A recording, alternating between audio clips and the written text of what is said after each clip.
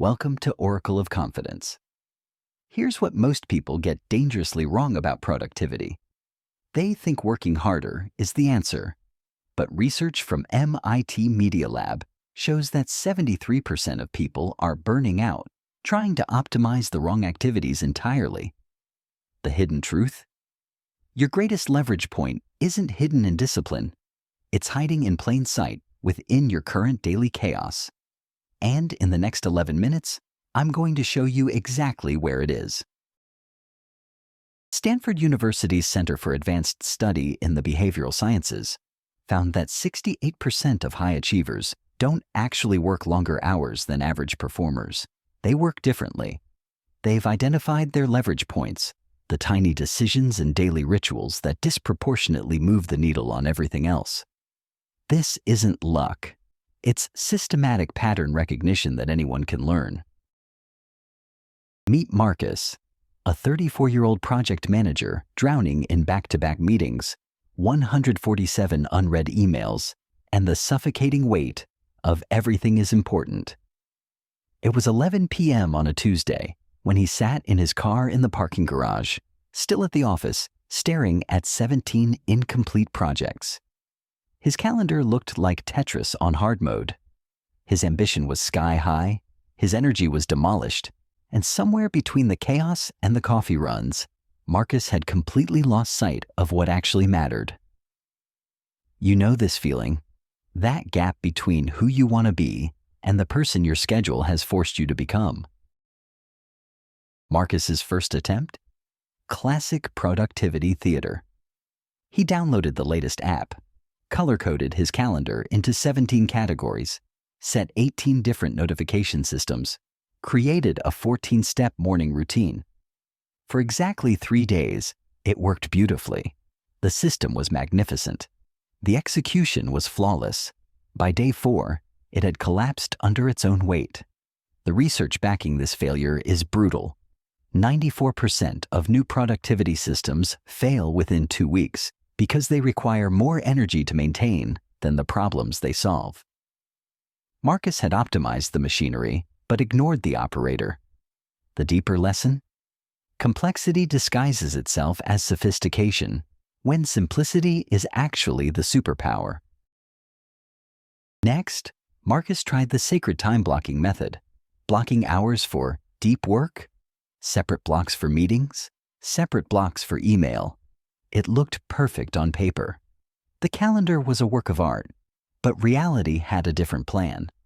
A client emergency scrambled his morning block. A meeting ran over and destroyed the afternoon block. By Thursday, Marcus was running separate recovery time blocks just to process how badly the system was failing.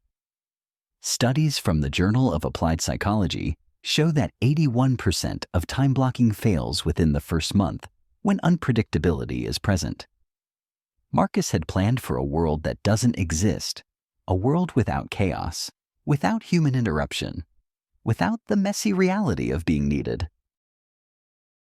The third failure was different, deeper, more destructive.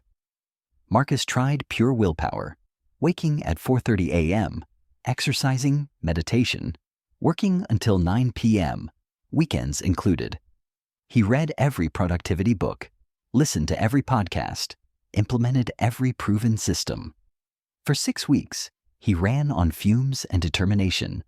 His team noticed the results: incredible output, perfect execution, maximum hours committed. But Marcus was crumbling. His sleep deteriorated. His relationships suffered. His immune system crashed. One Monday morning, he couldn't get out of bed. His body had quietly filed a formal complaint. This was the moment everything changed. Not because Marcus found a better system, but because he finally stopped looking for one. He realized he didn't need more productivity hacks. He needed to understand why the hacks weren't working in the first place. The psychological truth: productivity without sustainability is just a slower form of suicide. Everything changed the moment Marcus asked a completely different question. Instead of, "How can I do more?" he asked, "What one thing would make everything else either unnecessary or dramatically easier. That single reframing shifted everything. He started tracking not his hours, but his leverage points, those decisions and activities that disproportionately affected everything downstream. Within 1 week, he identified something shocking. 60% of his chaos came from one source: his inability to say no to non-essential meetings. Not from poor time management, not from insufficient discipline. From one invisible permission structure he'd never questioned. He tested a radical experiment, declining every meeting that wasn't directly tied to quarterly goals. His team adapted. Deadlines didn't slip. In fact, within 3 weeks, his actual output increased while his hours decreased. The implementation wasn't complicated. It was just different. A decision backed by clarity rather than guilt. Within 12 weeks, Marcus went from 52-hour workweeks to 38 hours. His project completion rate jumped from 64% to 91%. His team's satisfaction scores increased because they finally had a leader who was mentally present instead of just physically available. But the transformation wasn't about the metrics. It was about permission. Marcus had discovered that leverage points aren't about working smarter. They're about choosing better. His calendar wasn't magic. It was just aligned with his actual values instead of being a collection of everyone else's priorities. The universal principle: most people don't have a productivity problem. They have a permission problem. They need permission to let go of what doesn't matter. Most people think productive means doing everything efficiently. Research from the Harvard Business Review shows that 76% of successful achievers practice something radically different. They identify leverage points first, then ruthlessly protect them. Here's how. For 1 week, track not your hours worked, but your energy transitions. Where does your energy go right before it crashes? Where does chaos originate? Marcus discovered his energy collapsed right after back-to-back meetings.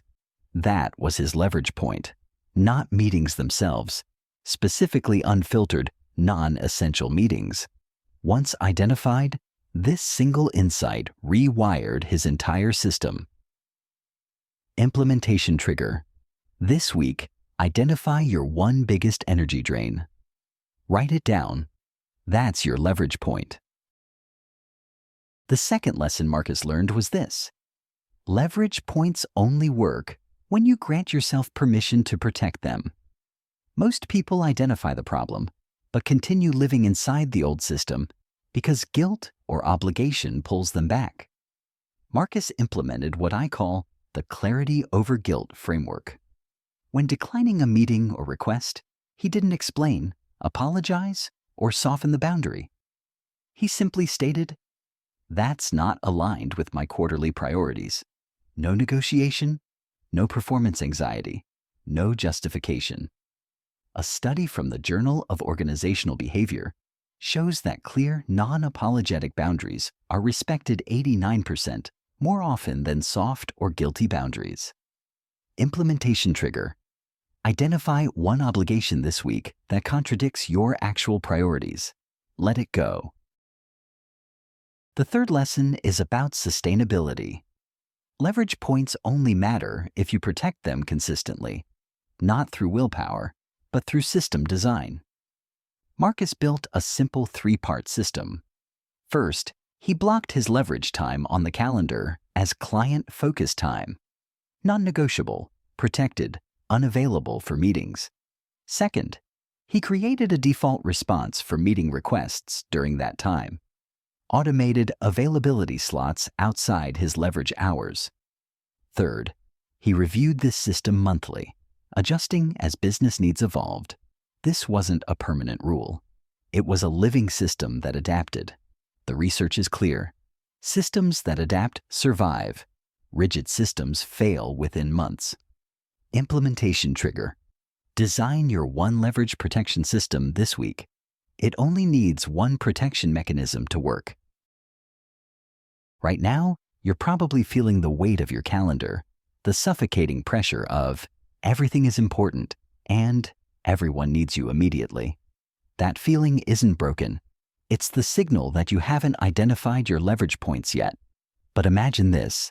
6 months from now, you're leaving the office at 5:30 p.m. with zero guilt. Your projects are ahead of schedule. Your team respects your boundaries because you've shown them clarity.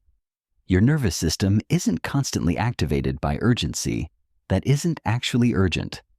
That future isn't fantasy. It's exactly what happens when you shift from "how do I do more" to "what's the one thing that makes everything else easier?" You're not broken.